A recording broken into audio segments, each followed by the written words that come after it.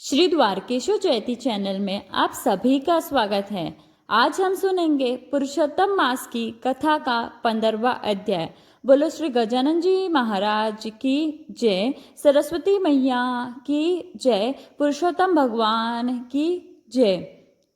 पूर्णिमा आज का पाठ। पुरुषोत्तम मास की कथा 15वां अध्याय। सुदेव को पुत्र प्राप्ति विशेष। बोली ग्वालन की कथा। कीर्तन पुरुषोत्तम सहस्र नामावली। श्री कृष्ण मंत्रमाला। श्री नारायण उवाच। तत्तुष्टाव तम देवम श्रीकृष्णं भक्तवत्सलं बुद्धाजलिपूठो भूत्वा सुदेवो गदगदाक्षरम्।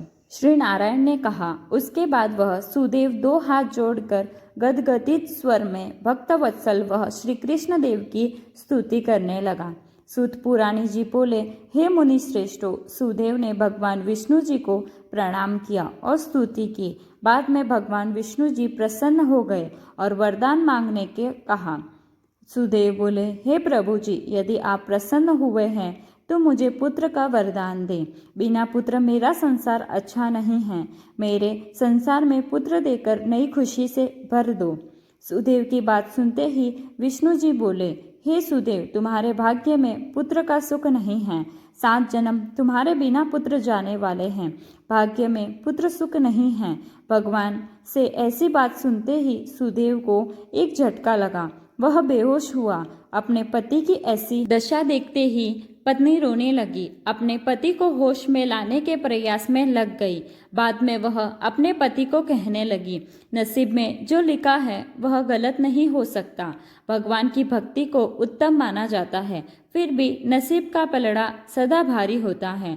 विधाता ने जो लिखा होता है उसे कोई मिटा सकता नहीं है, भगवान भी नहीं। अतः आप शोक दूर करो और खड़े हो जाओ। यह बात सुनते भगवान शांत रहे, लेकिन गरुड़ जी शांत न रह सके। अपने स्वामी की क्षमता की शक्ति की कोई अवमानी करे तो खुद कैसे सह सकते थे। गरुड़ जी आग बबूला हो गए और अपने स्वामी विष्णु जी को विनती करते बोले, प्रभु जी, आपने उसे वरदान मांगने कहा था। वह जब मांग रहा है तब आप अपनी अशक्ति बताते हो। यह कुछ अच्छा नहीं है। ये दोनों का दुख आप देख सकते हो। आप दया के सागर है, दीनबंधु है, कृपा के सिंधु हो। अपने भक्तों के दुख सहन कर सकते नहीं हो तो प्रभु आज आप शांत क्यों हो? दिया हुआ वचन यदि फुकट गया तो संसार में ताना रह जाएगा और आपकी पूजा उपवास कौन करेगा? अतः हे मेरे प्रभु, किसी तरह उसे पुत्र दो। अपने गरुड़ से ऐसा सुनते भगवान विष्णु जी बोले, अगर तेरी यही इच्छा है तो तू पुत्र देकर इच्छा पूर्ण कर। तू मेरा वाहन हो और मैं तुम्हें आशीर्वाद देता हूँ। अपने मालिक से आशीर्वाद लेकर गरुड़ जी ने ब्राह्मण को कहा, मेरे मालिक की आज्ञा से मैं तुम्हें एक पुत्र का वरदान देता हूँ। समय आते ही मेरे खुद के अंश से पुत्र जन्म होगा और वह पुत्र आपको संसार में सुख शांति प्रदान करेगा। ऐसा कहते हुए गरुड़ ने अपने स्वामी विष्णु जी को अपनी पीठ पर बिठा दिए और चल पड़े वैकुंठ की ओर।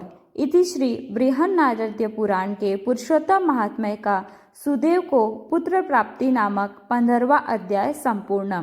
अब पुरुषोत्तम मास की पावन कथा पढ़ेंगे। भोली ग्वालिन की कथा। छोटा सा एक गांव था। वहाँ कुछ छोटे से घर थे जहाँ ब्राह्मण की आबादी कुछ ज़्यादा थी। फिर भी कुछ पटेल, ग्वाला, कोली, जूते बनाने वाले, बढ़ई आदि का समावेश होता था। गांव में कुछ कम साधक, कुछ मर्यादा की वजह से गांव वाले अपनी रोजगारी के लिए पास पड़ोस वाले गांव में जाते थे। गांव के निकट एक नदी थी जो कुछ पानी बहाती थी। गांव के लोग आसानी से आते जाते थे, कोई तकलीफ नहीं थी। गांव में 2-4 घर ग्वाला के थे। एक घर में ग्वाला अपनी पत्नी के साथ रहता था। उनके अपने कुछ ढोर थे, उसे लेकर ग्वाला चराने ले जाता तो ग्वालिन अपने घरेलू कार्य से मुक्त होते ही पास पड़ोस के गांव में दूध बेचने जाया करती थी। ग्वालिन भोली थी, वह वाकई ही भोली थी। समय गुजरता गया। एक दिन पुरुषोत्तम मास आ गया।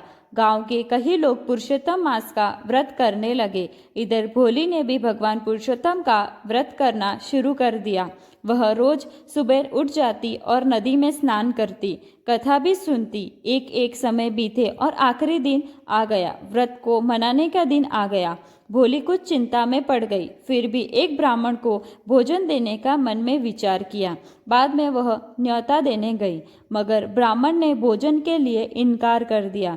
एक एक कई ब्राह्मणों को न्योता के लिए कहा, मगर कोई तैयार नहीं था।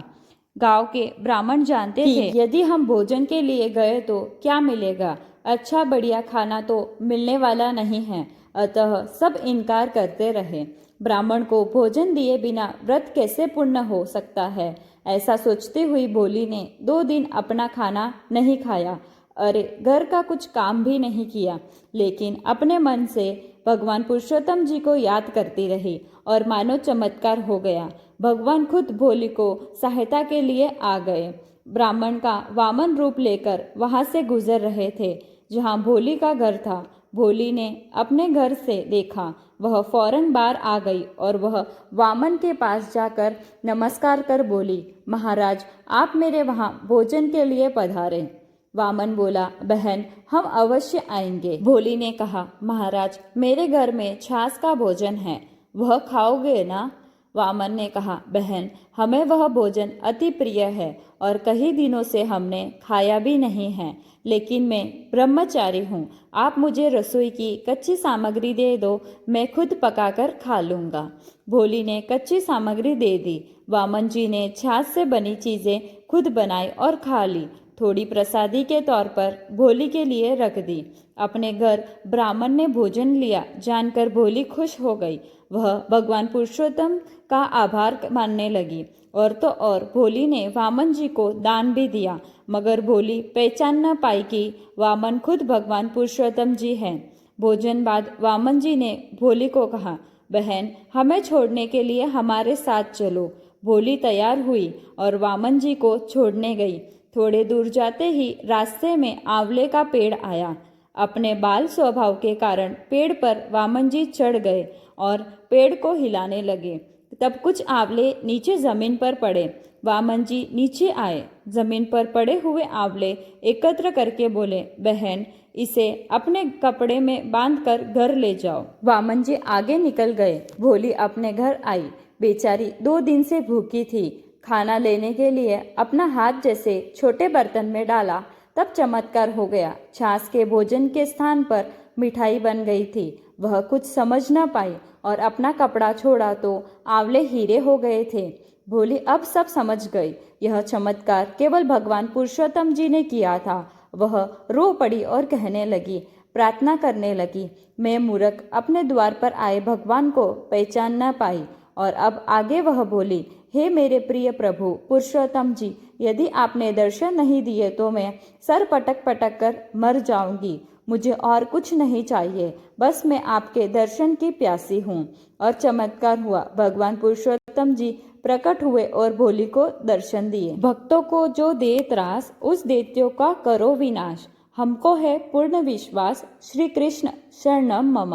मारा विषभ और नरकासुर, मारा अघा और बकासुर, मारा केसी सक्टासुर, श्री कृष्ण शरणम मम। मारा तृणावृत चाणूर, यमलार्जुन और शंकासुर, मारा मूर कठोर असुर, श्री कृष्ण शरणम मम।